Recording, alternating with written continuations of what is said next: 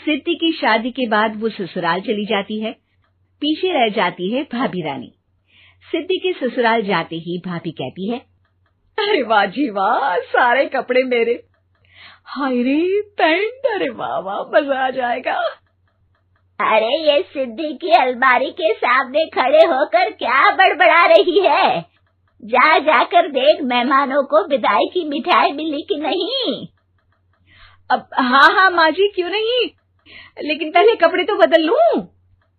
अब रानी आ जाती है सिद्धि के उन कपड़ों में जो वो ससुराल जाने से पहले घर छोड़ जाती है। अरे रानी, कुछ दिन रुक जाती। अरे ये तो सिद्धि बिटिया को मैंने ही दिया था, बड़ा ही फबता था उस पर, तुझ पर तो कुछ खास नहीं लग रहा। अब वो ना मेरे सारे कपड़े गीले थे तो सोचा पहन लूं। वैसे भी सिद्धि को कौन सा भी पुराने आउटडेटेड कपड़ों को पहनना है। वैसे भी ये सूट तो मैंने तभी पहना था, वैसे खास है भी नहीं ये। हाँ ठीक है, लेकिन ना मेरी सिद्धि पर तो जमता था। सारे मेहमान चले जाते हैं और सिद्धि ससुराल से मायके पहली बार आती है। अपना घर, अपना कमरा, अपनी अलमारी।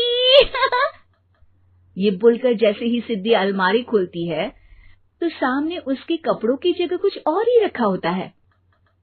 माँ, जरा कमरे में तो आना। सास और रानी वहां पहुंच जाते हैं। रानी ने पहनी होती है सिद्धि की जींस और टी शर्ट। अरे भाभी, ये क्या? ये तो मेरी बड़ी ही महंगी टी शर्ट है, इसे आपने घर में क्यों पहनी है?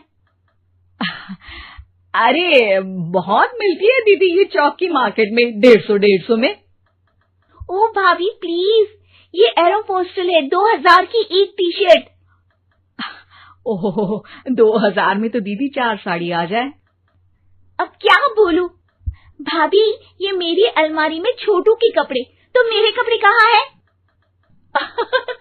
मेरी अलमारी में? अब दीदी आपको कौन से पुराने कपड़े पहनने थे? माना भाभी, लेकिन मैं जब घर आती तो यही सब पहनती ना। अरे तुम तो बड़ी कंजूस हो दीदी।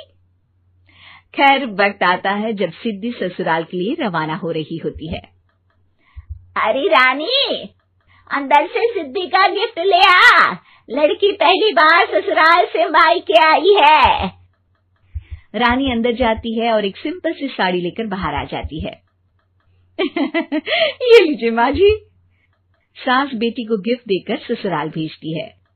अगले दिन रानी एक सुंदर सी साड़ी पहनकर सामने आती है। अरे रानी, ये तो वो साड़ी है जो मैंने सिद्धि को देने के लिए दी थी जब वो ससुराल ले जाती, लेकिन ये तूने कैसे पहन ली? अरे माँ जी, ये साड़ी तो मुझे बहुत पहले से ही पसंद थी, लेकिन चिंता ना करिए, मैंने सिद्धि के लिए भी अच्छी सी साड़ी दी है। हाँ। तभी सिद्धि का फोन आता है। क्या माँ, कुछ अच्छा तो दिया होता ससुराल ले जाने के लिए। अरे पहले दिखा दिया होता। यूं चमकते हुए पैकेट में नौकरानी वाली साड़ी मत दिया करो माँ। अरे बेटे, वो तेरी भाभी ने ना गलती से उससे पैकेट बदल गया। हाँ, मैं कल ही तेरे भाई के हाथ से तेरा वाला पैकेट भेज दूंगी।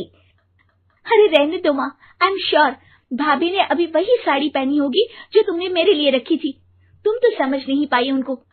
खैर छोड़ो, मैं ज्यादा बोलती अच्छी नहीं लगती, रहने दो, आपको उन्हीं के साथ रहना है, फिर बात करेंगे। सास को रानी पर गुस्सा आ जाता है। वो उसके कमरे में जाती है जहाँ वो शादी का एल्बम देख रही होती है। रानी, मार्केट जाकर एक ऐसी ही साड़ी लेकर आ, कल प्रतीक जाकर सिद्धि के घर दे आएगा। अरे क्यों माँ जी, कितनी साड़ी देनी है दीदी को? यहाँ कोई सेल लगी है क्या? अरे चुप कर, मेरे बेटी के हिस्से की साड़ी खुद पहन ली, अब ज्यादा ज्ञान बांट रही है। एक दिन सिद्धि का फोन आता है। माँ, मेरी सास ने आप सबको खाने पर बुलाया है। सारे लोग सिद्धि के ससुराल पहुंचते हैं। खाना खाकर वो लोग निकल रहे होते हैं कि सिद्धि की सास सभी को गिफ्ट देती है। अरे बहन जी, बेटी के घर का खाना खा लिया, यही बहुत है जो आप ऊपर से गिफ्ट भी दे रही है। अरे बहन जी, आप भी कहाँ इन बातों पर विश्वास कर रही हैं। सास सभी को गिफ्ट देती है, लेकिन रानी को जो साड़ी देती है वो अजीब सी हरे रंग की लाल रंग के बड़ी छाप वाली होती है। अरे छी, ये कौन पहनेगा? सासू माँ को तो जरी वाली इतनी सुंदर, और मेरे लिए ये नौकरानी वाली। अरे भाभी, दरअसल मैं जब भी घर आती थी आप वापसी में ऐसी ही साड़ी देती थी ना, तो माँ ने सोचा कि आपको आपकी पसंद की ही साड़ी क्यों ना दी जाए। बेचारी रानी, बोलती भी तो क्या। सिद्धि और सास रानी का चेहरा देखकर हंसने लगती है, तो रानी समझ जाती है कि अपने ही बिछाए जाल में वो फंस चुकी है।